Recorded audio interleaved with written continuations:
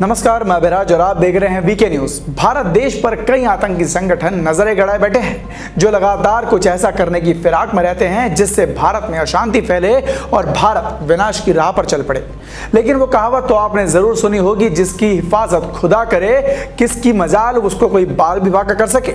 जी हाँ, भारत जहां पूरी दुनिया में शांति प्रिय देशों के रूप में जाना जाता है और हर किसी के साथ भाईचारा बनाकर रखता है, लेकिन जब कोई भी भारत पर गलत नजर रखता है तो आज भारत उसे मुंह तोड़ जवाब देने की हिम्मत और सामर्थ्य दोनों रखता है। फिर चाहे सामने पाकिस्तान हो, चीन हो या फिर कोई बड़ा दुश्मन, उन सबको घुटनों पर लाकर रख देने की हिम्मत आज भारत के पास है। वैसे तो हमारे सुरक्षा बल और सेना कड़ी मुस्तैदी के साथ देश की सुरक्षा में हर वक्त तैनात रहते हैं और हर दुश्मन को धूल चटाने की राह तकते रहते हैं, लेकिन पिछले कुछ हफ्तों में ऐसे बहुत से मामले सामने आए हैं जिसमें भारत पर लगातार आतंकी हमले हुए हैं। फिर चाहे जम्मू कश्मीर के एयरबेस पर ड्रोन हमला हो या फिर सीआरपीएफ जवानों पर हमला, लेकिन इन सब घटनाओं को देखते हुए लगता है कि ईश्वर भी नहीं चाहते हैं कि हिंदुस्तान का बाल विभागा हो, क्योंकि ये सभी हमले नाकाम हुए। इस बीच एक ऐसी ही खबर सामने आई है जिसमें दरभंगा जंक्शन पर हुए पार्सल ब्लास्ट मामले में वैसे तो आए दिन रोज नए खुलासे हो रहे हैं, लेकिन इस बीच एनआईए ने इस मामले में शुरुआती दौर में जिन दो आतंकियों को हिरासत में लिया था उनमें दो सगे भाई जिनका नाम इमरान खान उर्फ इमरान मलिक और नासिर खान उर्फ नासिर मलिक शामिल थे। बता दें कि दोनों की गिरफ्तारी हैदराबाद से हुई थी। इस बीच एनआईए के पूछताछ में नासिर ने एक चौंकाने वाला खुलासा किया है। उसने एनआईए की टीम को बताया है कि उनकी प्लानिंग उससे भी बहुत बड़ा करने की फिराक में थे। जी हाँ, उनकी प्लानिंग ट्रेन को उड़ाने की थी, लेकिन एक चूक के कारण ऐसा नहीं हो सका और सारा खेल बिगड़ गया। या फिर यूं कह सकते हैं कि किस्मत का पलड़ा इस बार उन मासूम लोगों की तरफ था जो उस ब्लास्ट में मारे जा सकते थे। चलिए अब आपको पूरे मामले की जानकारी विस्तार में देते हैं।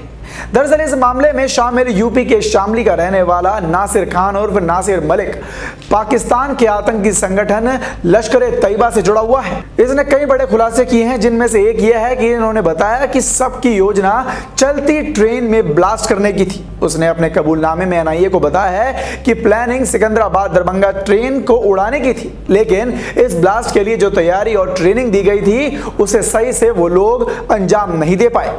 मीडिया रिपोर्ट्स की माने तो नासिर ने एनआईए से पूछताछ के दौरान डिटेल में बताया है कि वो बम बनाने की ट्रेनिंग पाकिस्तान के इकबाल काना ने ऑनलाइन दी थी, जिसमें नाइट्रिक और सल्फ्यूरिक एसिड से बम को तैयार किया गया था।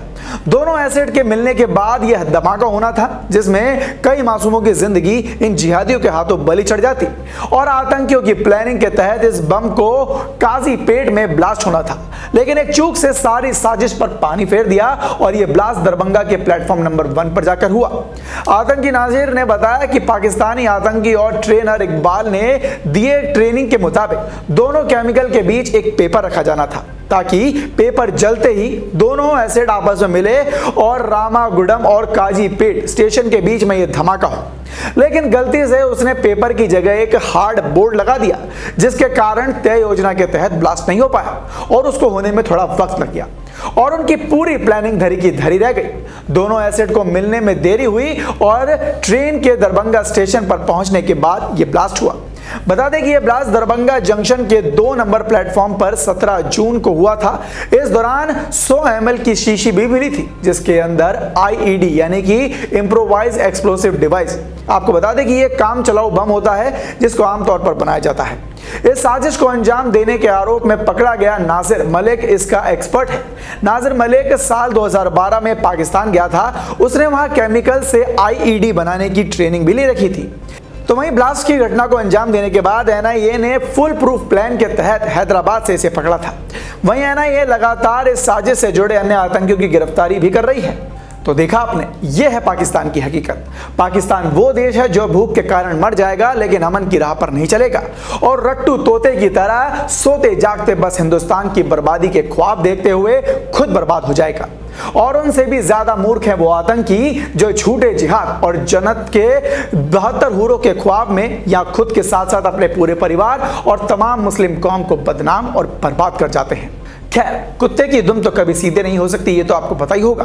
तो लगा ले पाकिस्तान एड़ी से लेकर चोटी तक का जोर, लेकिन भारत हर बार उन्हें मुंह तोड़ जवाब देकर उन्हें मात यूं ही देता रहेगा। खबर पर अपनी राय हमें जरूर बताएं और देखते रहें बीके न्यूज। धन्यवाद।